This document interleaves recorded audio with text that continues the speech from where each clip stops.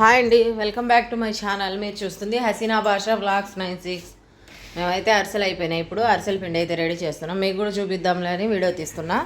ఇప్పుడైతే అరిసెలు ఎక్కువ వేసి పెట్టాము. ఎన్ని అయిపోయాయంటే ఈ ఓట్లకు వచ్చిన వాళ్ళు హైదరాబాద్ నుంచి ఎక్కువ వచ్చారు మా ఊరికి ఓట్లు వేయడానికి. అక్కడ అంటే ఇక్కడ ఉండేవాళ్ళు అక్కడ ఉద్యోగాలు అవి చేస్తే అక్కడే ఉండిపోయిన వాళ్ళు వచ్చినప్పుడు అయితే తీసుకెళ్తుంటారు ఇలాగ అరిసెలు, మన ఈ కొబ్బరి కర్జికాయలు, పప్పుల పొడి కర్జికాయలు అన్నీ.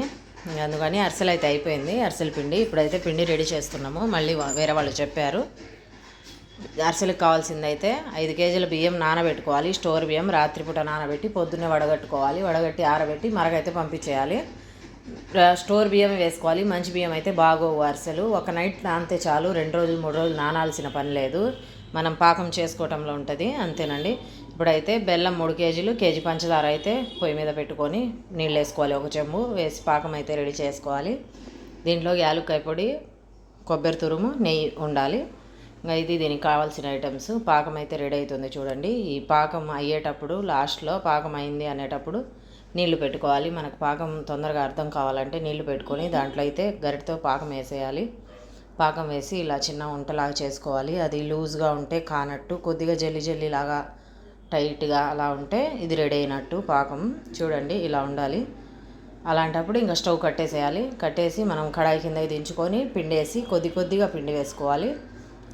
ఒకరు వేస్తుంటే ఒకరు కలుపుతూ ఉండాలి. అప్పుడైతే బాగా కలిసిపోద్ది పిండి. అలాగే ఒకేసారి వేస్తే గడ్డలు గడ్డలు కట్టేసిద్ది, కలిసిపోదు. కొద్ది కొద్దిగా పిండి వేస్తుంటే ఒకరు వేస్తుంటే ఒకరు కలుపుకుంటే పిండి రెడీ అయిపోద్ది. మనకు పెద్ద పొయ్యి కాబట్టి, పెద్ద కడాయి కాబట్టి పొయ్యి మీద పెట్టి కలిపేస్తాం మేమైతే. మీరు ఇళ్ళల్లో కాబట్టి ఇళ్ళల్లో చేసుకుంటే కింద పెట్టుకొని గట్టిగా పట్టుకొని కాళ్ళతో దాన్ని పట్టుకొని గిన్నెను కలుపుకోవాలి. కొద్ది కొద్దిగా వేసి పిండి అయితే రెడీ అయిపోయింది. ఇప్పుడు కొద్దిగా నెయ్యి, యాలక్కాయ పొడి, కొబ్బరి తురుము అయితే వేసేయాలి. పిండి అయితే రెడీ అయిపోయినట్టే. సాయంత్రం పూట వేసి పెట్టుకొని పొద్దున్న అరిసెలు వేసుకుంటే చాలా బాగుంటుంది. ఇది టేస్ట్గా ఉంటాయి అరిసెలు.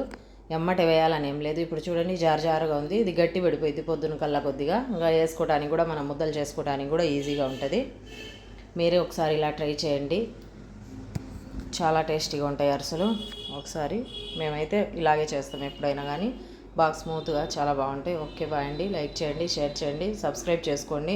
1-2 వీడియోలు చూడండి. Okay bye.